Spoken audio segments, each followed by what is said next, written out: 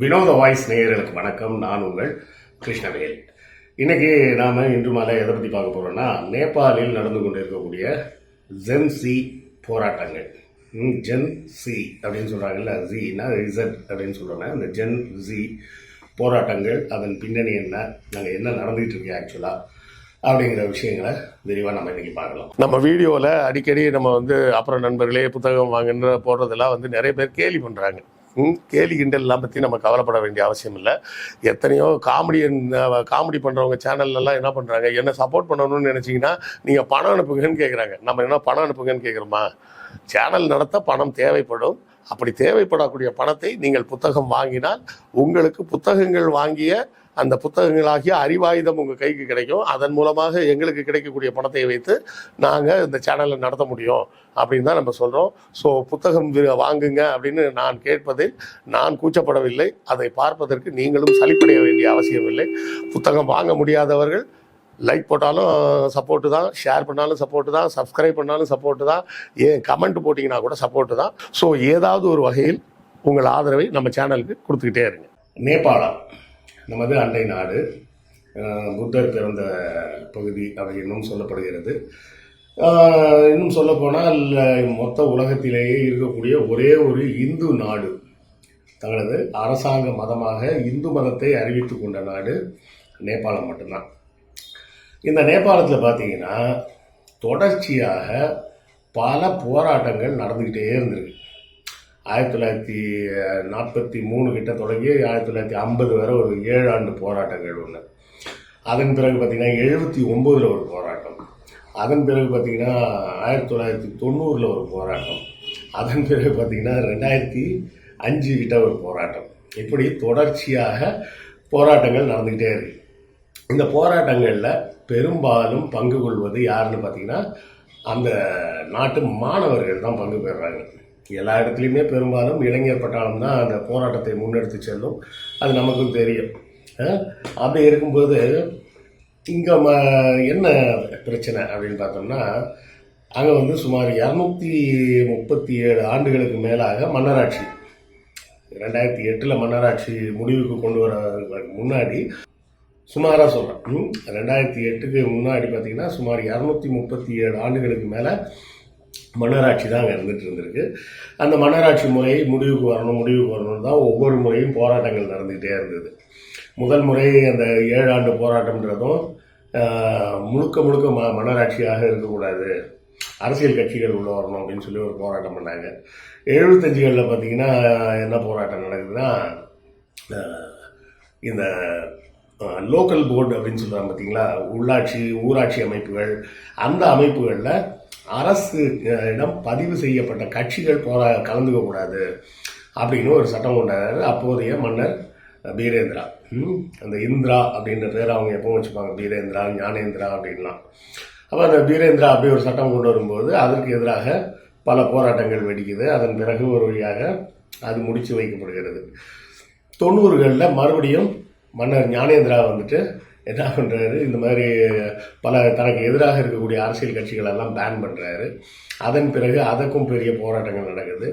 ஒரு வழியாக 2005 தொடங்கிய போராட்டத்தில் முடிவில் 2008 மன்னராட்சி முடிவுக்கு கொண்டு வந்து மக்களாட்சி வந்துருச்சு. மக்களாட்சி வந்த பிறகு பார்த்தீங்கன்னா இன்னும் தலைவலி. இப்போதுக்கு அந்த நாட்டின் தலைவராக இருக்கக்கூடிய SP சர்மா அவர் இப்போ ரீசெண்டாக என்ன சொல்லியிருக்கிறாருன்னா, இங்கே செயல்படக்கூடிய, அதாவது நேபாள நாட்டில் செயல்படக்கூடிய என்னெல்லாம் சமூக ஊடகங்கள் இருக்கோ, நீங்கள் எல்லாரும் இங்கே ஒரு ரெப்ரசன்டேட்டிவாக போடணும். போட்டு இங்கே இருக்கிற பிரச்சனைகள் ஏதாவது கேட்டாங்கன்னா உடனடியாக நேரடியாக ஆக்சசபிளாக இருக்கணும். அதுக்கு நீங்கள் எல்லாரும் பதிவு பண்ணணும் இங்கே நேபாள் நாட்டில் அப்படின்னு சொல்லி அவர் ஒரு சட்டத்தை கொண்டு வர்றார்.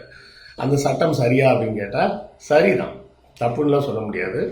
ஏன்னா அந்த நாட்டின் மக்களின் நேரத்தை நீங்கள் யூஸ் பண்ணிக்கிறீங்க சோஷியல் மீடியான்ற பேரில். சோஷியல் மீடியாவில் அவங்களோட இன்கமே என்னது, நீங்கள் செலவு பண்ணக்கூடிய டைம், புரியுதுங்களா? இப்போ ஃபேஸ்புக்காக இருக்கட்டும், ட்விட்டராக இருக்கட்டும், டிக்டாக்காக இருக்கட்டும், யூடியூப், எதாக இருந்தாலும் உங்களுடைய நீங்கள் அங்கே கொடுக்கக்கூடிய மூலதனம் இன்கம் எப்படி வருது? உங்களுடைய நேரத்தை கொடுக்குறீங்க.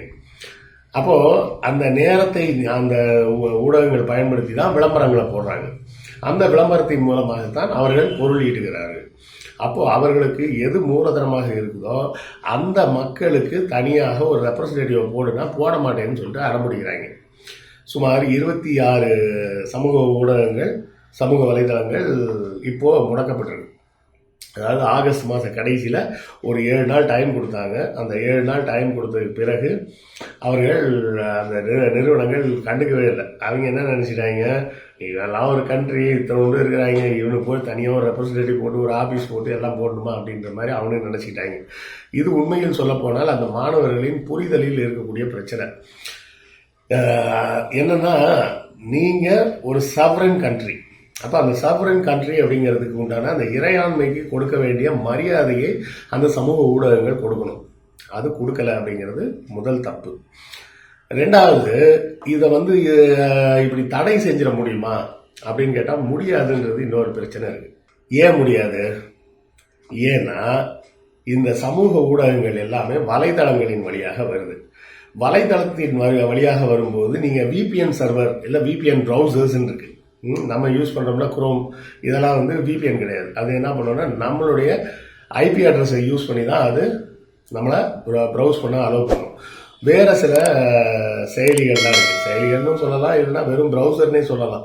உதாரணத்துக்கு டார் அப்படின்னு ஒரு ப்ரௌசர் இருக்குது, TOR. இந்த டார் ப்ரௌசரை யூஸ் பண்ணீங்கன்னு வைங்களேன், இந்தியாவில் தடை செய்யப்பட்டதாக சொல்லக்கூடிய வலைதளங்களை கூட நீங்கள் பார்த்துட முடியும். இந்தியாவில் இல்லை, நீங்கள் எந்த நாட்டில் இருந்தீங்கனாலும் எல்லா வலைதளங்களையும் பார்க்க முடியும். இந்த பேன் அப்படிங்கிறதே ஆக்சுவலாக ஒரு செய்ய முடியாத ஒரு வேலை, அப்படி புரிஞ்சுக்கலாமா? எப்படி இருந்தாலும் அதை பார்த்து விட முடியும். இப்போ நேபாளத்தில் என்ன நடக்குதுன்னா, இந்த மாதிரி VPN சர்வரை பயன்படுத்துகிறாங்க. இப்போ உதாரணத்துக்கு நம்ம இந்தியாவில் பார்த்தீங்கன்னா பல்வேறு ஆபாச வலைதளங்களை பூரா தடை பண்ணாங்களா? இப்போ அந்த வலைத்தளத்தை நீங்கள் பார்க்கணும் அப்படின்னு நினச்சிங்கன்னா அந்த டார் ப்ரௌசரில் போய் ஓப்பன் பண்ணால் ஓப்பன் ஆகிடும். டிக்டாக் பேன் பண்ணியிருக்காங்களா? டிக்டாக் பார்க்கணுமா உங்களுக்கு? இந்த டார் ப்ரௌசரில் போயிட்டு லாகின் பண்ணி பார்த்தீங்கன்னா பார்த்துடலாம்.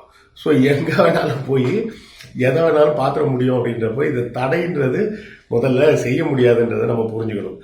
ரெண்டாவது விஷயம் என்னன்னு கேட்டிங்கன்னா, இந்த இடத்தில் இந்த ஜென்சி கிட்ஸ் இந்த ஜென்சி கிட்ஸ் என்ன பண்ணுறாங்க, வேறொரு விஷயத்த முன்னெடுக்கிறாங்க.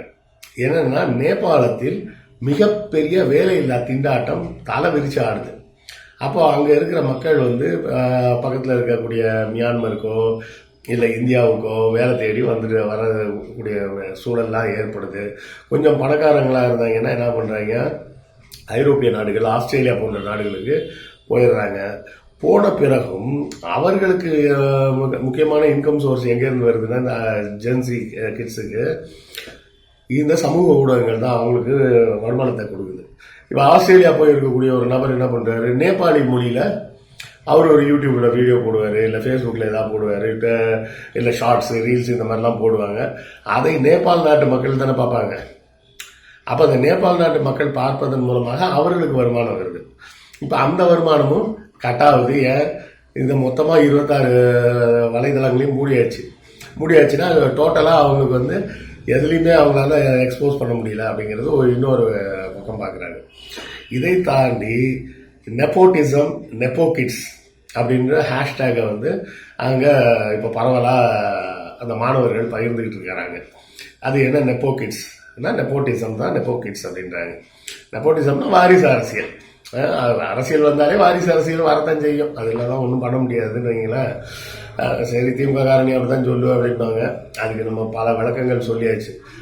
ஆனாலும் நெப்போட்டிசமை நீங்கள் ஜனநாயகப்படி வந்தாங்கன்னா பிரச்சனை கிடையாது, திணிப்பதன் மூலமாக வரும்போது தான் பிரச்சனையாக வருது. இப்போது ராகுல் காந்தி வர்றாருன்னா அவர் அதுக்காக வேலை செஞ்சு வர்றாரு. ஆனால் OPS பையன் MP வர்றாருன்னா வேலை செஞ்சு வந்தாரா? இல்லை இவர் மூப்பனாரோட பையன் வாசன் வந்தார், அவர் எப்படி வந்தார்? GK வாசன் தானாக வந்தார்ல, அவர் மூப்பனார் பையன்றதுக்காக வர்றாரு. அன்புமணி என்ன பண்ணுறாரு, ராமதாஸோட பையன்றதுனால வர்றாரு, பிரேமலதா ஏன் வராங்க, விஜயகாந்தோட ஒய்ஃபுன்றதுனால வராங்க. அப்போ இப்படியே நாங்கள் வந்து அவங்களோட உறவினர், அவங்களோட வாரிசு அப்படின்றதுக்காக தான் நான் வர முடியும் அப்படின்னு சொன்னால் அதுதான் நெப்போட்டிசம். சரியா? தேர்தலில் நின்று போட்டியிட்டு மக்களோடு சந்தித்து பேசி வரக்கூடிய ராகுல் காந்தி மாதிரி ஆட்கள் எல்லாம் நெப்போட்டிசம்ல நம்ம சேர்க்க முடியாது. நான் எதுக்கு குறிப்பாகவே ஸ்டாலின் உதயநிதியை சொல்லலை அப்படின்னா அதுதான் கேட்பாங்கன்னு தெரியும், அதனால தான் சொல்லலை. சரியா? அதனால தான் அவர்கள் இல்லாத வேறு உதாரணங்களை 2 சைட்லேயும் நான் சொல்கிறேன். புரியுதுங்களா?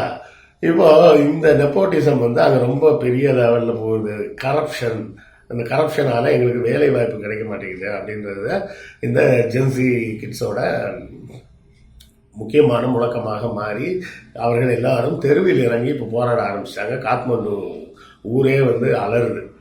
இப்போ அங்கே துப்பாக்கி சூடெல்லாம் நடந்திருக்குது. தண்ணீர் பீச்சி அடிப்பது, கண்ணீர் புகை குண்டுகள் வீசுவது போன்ற பல்வேறு வேலைகள் நடந்திருக்குது.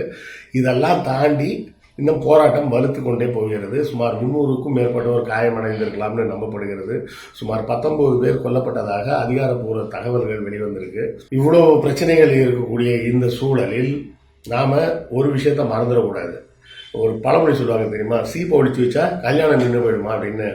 அது போலத்தான் இங்கே நம்ம தமிழ்நாட்டிலையும் நம்ம இதெல்லாம் பார்த்துருக்குறோம். இது எமர்ஜென்சியை பார்த்துருக்குறோம், பத்திரிகை சுதந்திரத்தை தடை செய்வது எல்லாமே பார்த்துருக்குறோம்.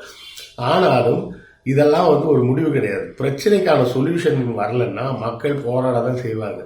ஷேக் ஹசீனா வங்காளதேசத்திலிருந்து விரட்டப்பட்டார். அதே போலவே இலங்கை பிரதமர் நாட்டை விட்டே ஓடி போனார். இப்போ அடுத்தால நேபாளத்தில் இந்த மாதிரி பிரச்சனை. இப்படி அண்டை நாடுகளில் ஏதாவது பிரச்சனையாக இருந்துக்கிட்டே இருந்ததுன்னா அது இந்தியாவுக்கும் நல்லதில்லை. ஏன்னா அதோட தாக்கம், ஏதாவது ஒரு இடத்துல ஒரு பிரச்சனை நடந்தாலும் அந்த தாக்கம் உலக அளவில் இருக்கும். அப்படி இருக்கும்போது அண்டை நாடுகளுக்கு இன்னும் கொஞ்சம் அதிகமாக இருக்கும்.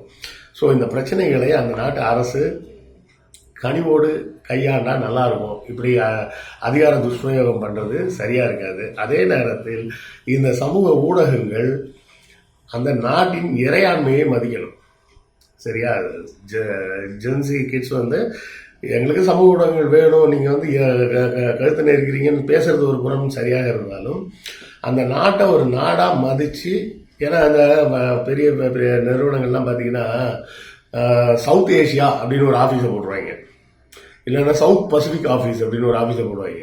போட்டால் அங்கே ஒருத்தன் உட்காந்துக்கிட்டு சவுத் பசிபிக்னு ஒரு ஆஃபீஸில் ஒருத்தன் உட்காந்துருப்பான். அவன் எங்கே இருப்பான்னா ஜப்பானில் இருப்பான். ஜப்பானில் இருந்துட்டு அவன் தாய்வான்லேருந்து பிலிப்பைன்ஸ்லேருந்து எல்லா நாட்டுக்கும் அவர் தான் கண்ட்ரோல் அப்படின்பாங்க. அப்போ அதெல்லாம் நாடு கிடையாதா? சின்ன நாடுன்னு இருக்கா, அதெல்லாம் நாடு கிடையாதா? இப்போ நேபாளத்துக்கு உண்டான இது பூரா இந்தியா ஆஃபீஸில் இருந்து தான் நடந்துகிட்டு இருக்கும். இந்தியாவில் நிறைய கஸ்டமர் இருக்காங்கன்றதுக்காக இந்தியாவில் ஆஃபீஸ் போட்டேன். ஆனால் அவனும் ஒரு கண்ட்ரி தானே. இன்டர்நெட்டில் தனித்தனியாக ஆஃபீஸ் தேவையில்லைன்ற ஒரு காரணத்தை வச்சுக்கிட்டு ஓபி அடிக்கிறது மட்டும் இல்லாமல் அந்த நாட்டின் இறையாண்மையை மதிக்காமல் இருப்பதும் தவறு. ஸோ இந்த போராட்டம் எதை நோக்கி செல்கிறது அப்படின்றத நாம் பொறுத்து இருந்து தான் பார்க்கணும். அடுத்த காணொலியில் சந்திப்போம். உங்கள் கருத்துக்களை கமெண்ட்டில் சொல்லுங்கள். நன்றி, வணக்கம்.